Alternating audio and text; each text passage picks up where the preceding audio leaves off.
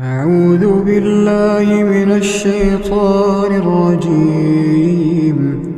ولا تجادلوا أهل الكتاب إلا بالتي هي أحسن إلا الذين ظلموا منهم وقولوا آمنا بالذي أنزل إلينا وأنزل إليكم وإلهنا وإلهكم واحد ونحن له مسلمون.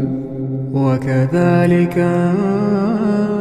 أنزلنا إليك الكتاب فالذين آتيناهم الكتاب يؤمنون به ومن هؤلاء من يؤمن به وما يجحد بآياتنا إلا الكافرون.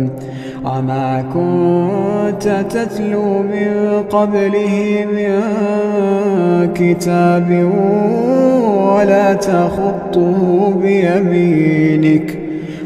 تخطه بيمينك إذا لارتاب المبطلون. بل هو آيات بينات في صدور الذين أوتوا العلم وما يجحد بآياتنا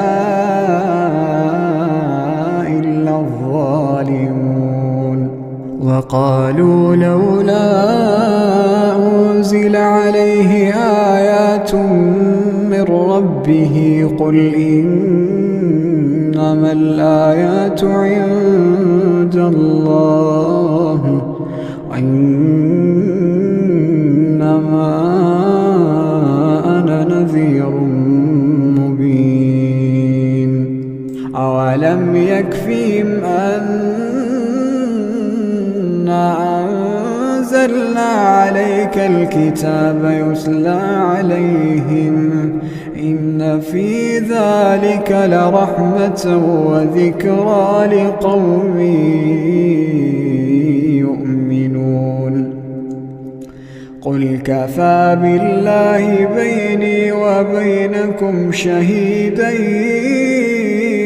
يعلم ما في السماوات والأرض والذين آمنوا بالباطل وكفروا بالله أولئك هم الخاسرون. ويستعجلونك بالعذاب ولولا أجل مسمى لجاءهم العذاب وليأتينهم بغتة وهم لا يشعرون. يستعجلونك بالعذاب وإن جهنم لمحيطة بالكافرين يوم يغشاهم العذاب من فوقهم ومن تحت أرجلهم ويقول ذوقوا ما كنتم تعملون.